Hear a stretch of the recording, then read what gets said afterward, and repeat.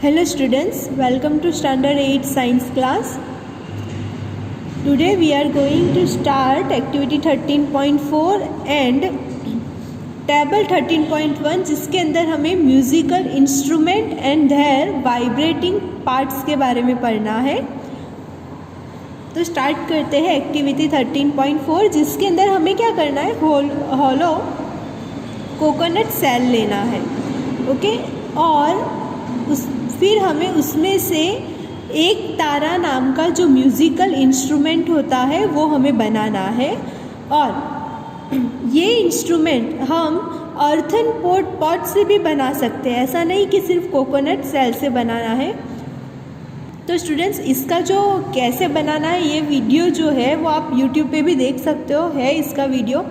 और ये इंस्ट्रूमेंट आप अपने घर पे आसानी से बना सकते हो, इसीलिए आपको यहाँ पे बोला गया है। तो ये तो हुआ, इसको हम बोलते हैं एक तारा। ऐसे कई सारे इंस्ट्रूमेंट है, म्यूज़िकल इंस्ट्रूमेंट, और ये इसमें से वॉइस कैसे प्रोड्यूस होता है। तो आप देखो, आप ऑब्जर्व करोगे तो इसमें से जो वॉइस प्रोड्यूस होता है वो डिफरेंट वाइब्रेटिंग पार्ट्स की वजह से होता है, जिससे कि वॉइस यानी कि साउंड प्रोड्यूस होता है। जैसे कि वीणा की बात करें तो उसमें जो स्ट्रिंग होते हैं वो स्ट्रेच होने की वजह से वॉइस म्यूज़िक और साउंड प्रोड्यूस होता है। बात करें तबला की, तो तबला के अंदर जो सरफेस है उसमें स्ट्रेच मेम्ब्रेन बोला जाता है, जिसको जो सरफेस है उसकी वजह से उस पर जब हम अपनी हैंड से जब मतलब कि ये म्यूज़िक प्रोड्यूस करते हैं तब ये सरफेस पे होता है, ये इसको हम बोलते हैं स्ट्रेच मेम्ब्रेन। तो वाइब्रेटिंग पार्ट कौन सा हुआ, ये स्ट्रेच मेम्ब्रेन हुआ। तो जब भी ऐसे सरफेस पे जब हम अपने हाथ से जो भी इंस्ट्रूमेंट बजाते हैं तब हम उसका वाइब्रेटिंग पार्ट क्या लिखेंगे, स्ट्रेच मेम्ब्रेन लिखेंगे। क्योंकि जो जैसे कि यहाँ पे मेम्ब्रेन मतलब कि वो सरफेस पे हीट होने की वजह से वो वाइब्रेट होता है, वो जो साउंड प्रोड्यूस होता है इसकी वजह से। यहाँ स्ट्रिंग मतलब कि जैसे कि बात करें यहाँ पे देखो, स्ट्रिंग यानी कि ये जो हम डोरी बांधते हैं तो उसकी वजह से वॉइस प्रोड्यूस होता है। देखो फ्लूट में क्या होता है, एक हॉलो एक एयर कॉलम बन जाता है, तो उसकी वजह से वॉइस साउंड जो है वो प्रोड्यूस होता है। देखो एयर कॉलम मतलब कि क्या कि जो फ्लूट है उसमें जो है वो देखो, उस फ्लूट है उसमें कोई भी ये धागा नहीं है, कोई भी ऐसी सरफेस नहीं, लेकिन उसमें एयर कॉलम बनने की वजह से वॉइस प्रोड्यूस होता है। शहनाई में भी ऐसा ही है। ओके, जो पूरा हॉलो मतलब कॉलम बन जाता है उसमें एयर को हम जो पंप करते हैं, ओके, स्लोली या तो फास्ट, उसमें से डिफरेंट वॉइस प्रोड्यूस होता है। नेक्स्ट है बेल। तो बेल यानी कि जो हमारा स्कूल में हम लोग रखते हैं एज वेल एज मंदिर में होता है। ओके, जो इलेक्ट्रिकल है उसकी बात नहीं है। तो उसमें क्या है, तो उसमें एक मेटल प्लेट लगा होता है, मतलब कि हम मेटल प्लेट है उसमें हम जो है वो बेल हीट होने की वजह से वॉइस प्रोड्यूस होता है। तो मेटल प्लेट वाइब्रेटिंग पार्ट है जिससे कि साउंड प्रोड्यूस होता है। नेक्स्ट है वायोलिन। तो वायोलिन के अंदर भी जो स्ट्रिंग है वो स्ट्रेच होते हैं, उसकी वजह से वॉइस साउंड प्रोड्यूस होता है। ढोलक के अंदर भी सेम यही चीज़ है, सरफेस पे जब हम हीट करते हैं तो वॉइस साउंड प्रोड्यूस होता है। तो स्टूडेंट्स, आपको यहाँ पे ये समझाना चाहते हैं कि जो म्यूज़िकल इंस्ट्रूमेंट है उसमें डिफरेंट वाइब्रेटिंग पार्ट्स हैं, और इसकी वजह से जो वॉइस प्रोड्यूस होता है, जो साउंड प्रोड्यूस होता है वो डिफरेंट होता है। लेकिन ये साउंड जो प्रोड्यूस हुआ है वो किसकी वजह से हुआ, कोई ना कोई एक पार्ट होगा जिसमें वाइब्रेटिंग होता है और उसकी वजह से साउंड प्रोड्यूस होता है। आप सब ने many of you might have seen the मंजीरा। देखो यहाँ पे आपको दिया ही है फिगर 13.6 में। ओके, आप सब ने देखा भी होगा ये। ओके, नेक्स्ट है घटम और मटपुट, यानी यहाँ इससे डिफरेंट वॉइस जो डिफरेंट साउंड प्रोड्यूस किया जाता है। ये सब जो म्यूज़िकल इंस्ट्रूमेंट है तो ये सब, इसको देखो घटम भी बोलते हैं।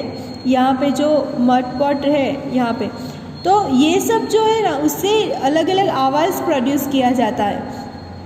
और ये सब इंस्ट्रूमेंट ऐसे हैं जो कॉमनली अलग अलग कंट्री में अलग अलग पार्ट्स में यूज़ होते हैं। और इससे साउंड कैसे प्रोड्यूस होता है, ये जितने भी यहाँ पे इंस्ट्रूमेंट दिए हैं उसमें सिंपली सिर्फ और सिर्फ बीटन और स्ट्रक करके ही वो साउंड प्रोड्यूस किया जाता है। देखो यहाँ फिगर में भी दिखाया गया है, बहुत ही सिंपल है।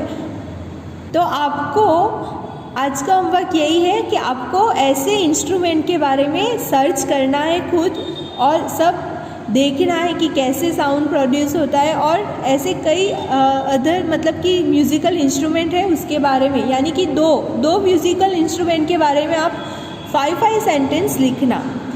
और लिखो नहीं तो सिर्फ आप सर्च करो और आप इन्फॉर्मेशन मतलब लेकर रखो कि और कौन से अलग अलग इंस्ट्रूमेंट है ऐसे।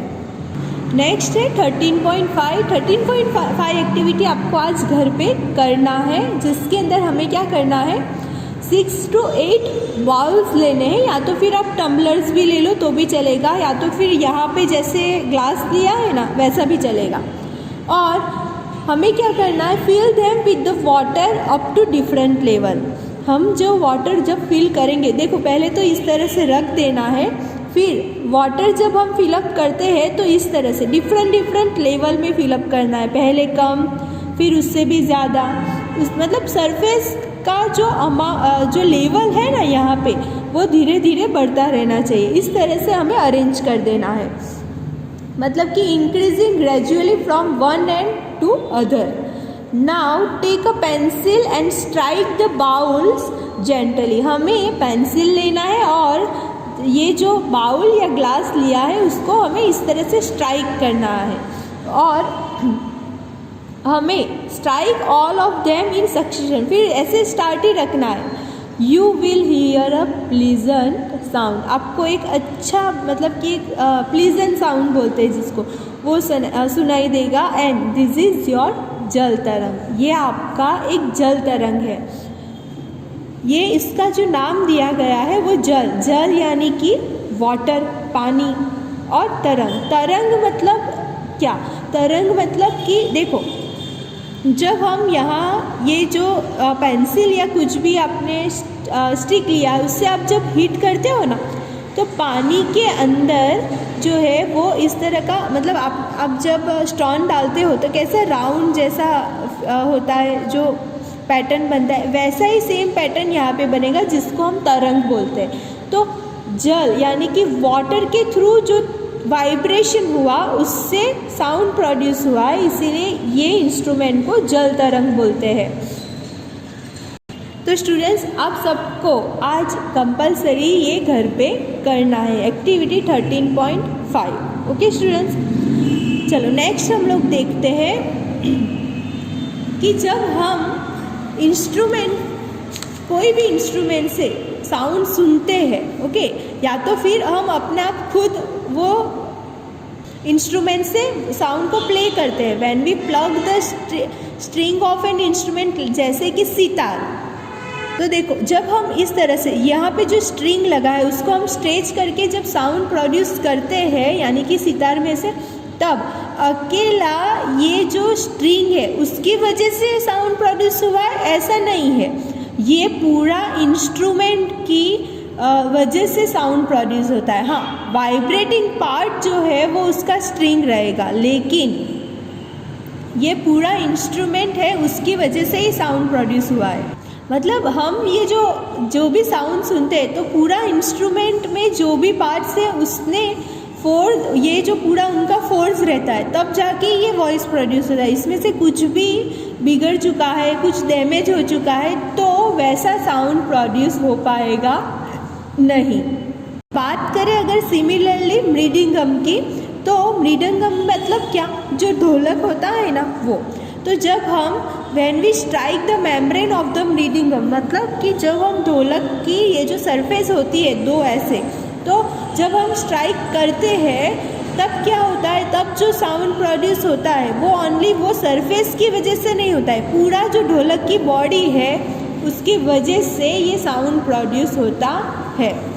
तो यहाँ पे पहले पूछ रही कि when we speak does any of our body vibrate. तो जब हम बोलते हैं, हमने तो पहले ये सीखा कि जब साउंड प्रोड्यूस होता है तो जो बॉडी है वो वाइब्रेट होती है, तब जाके प्रोड्यूस होता है। तो यहाँ पे पहेली यही पूछ रही है कि जब हम बोलते हैं तो भी कोई बॉडी पार्ट जो है वो वाइब्रेट होता है। तो ये हम नेक्स्ट टाइम देखेंगे ह्यूमन बॉडी के बारे में।